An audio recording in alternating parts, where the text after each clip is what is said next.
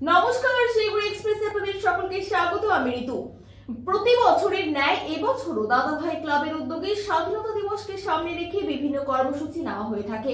এবারও সকালে জাতীয় পতাকা উত্তোলন ও বসে আঁকো অঙ্কন প্রতিযোগিতার মধ্য দিয়ে ৭৯তম ভারতের স্বাধীনতা দিবস উদযাপন যথাযোগ্য মর্যাদার সাথে করা হয়।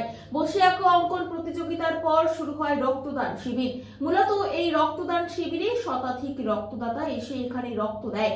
এই বিষয়ে ক্লাবের সম্পাদক তপন ব্যানার্জি বলেন, প্রতি বছর বিভিন্ন কর্মসূচির মধ্য দিয়ে এই দিনটি যথাযোগ্য মর্যাদার সাথে পালন করা হয়। এবছর এই কাজে আমরা ব্রতী হলাম। এই রক্তদান শিবিরের পর বিকেলে বিভিন্ন স্কুলের ছাত্রছাত্রীদের সংবর্ধিত করা হবে।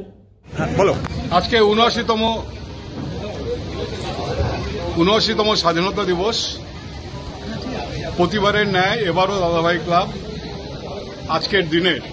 আজকের এই পূর্ণ দিনের পবিত্র দিনের নানাবিধ কর্মসূচি গ্রহণ করেছে। তার মধ্যে অন্যতম সকালে ৮টায় জাতীয় পতাকা উত্তোলন হল।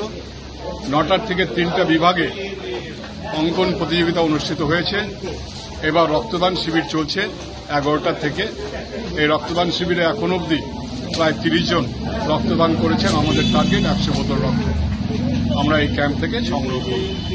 এবং আমাদের বিকালে যে অনুষ্ঠান, সেটা জলপাইগুড়ি শহরের যত স্কুল আছে, হায়ার সেকেন্ডারি স্কুল এবং ইংলিশ মিডিয়াম স্কুল, তাতে মাধ্যমিক, উচ্চ মাধ্যমিক, আইসিএসসি এবং আইএসসি পরীক্ষায় যারা প্রথম এবং দ্বিতীয় হয়েছেন এবং যারা প্রথম ১ থেকে 10 ও 10-এর মধ্যে রয়েছেন, যেমন আমাদের কচুয়া বোয়ালমারির একজন ছাত্রী কোয়েল গোস্বামী, তিনি ৪র্থ হয়েছেন উচ্চ মাধ্যমিক পরীক্ষায় পশ্চিমবঙ্গের মধ্যে। তাদেরকে আমরা এখান থেকে সংবর্ধিত করব। তারা ক্ষুদ্র সংবর্ধনা তাদের প্রতি আমাদের থাকবে।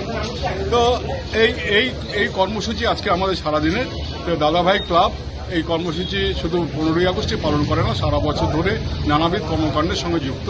তারা খেলাধুলার সঙ্গে রয়েছে। আমরা ক্রিকেট চ্যাম্পিয়ন হয়েছি 2 বছর, সুপার ডিভিশন ক্রিকেট লিগে। আমরা ভলিবল চ্যাম্পিয়ন হয়েছি 2 বছর। এখানে টাইকুন্ডো আমাদের কোচিং ক্যাম্প চলে পাপ্পু গোরায়ের নেতৃত্বে।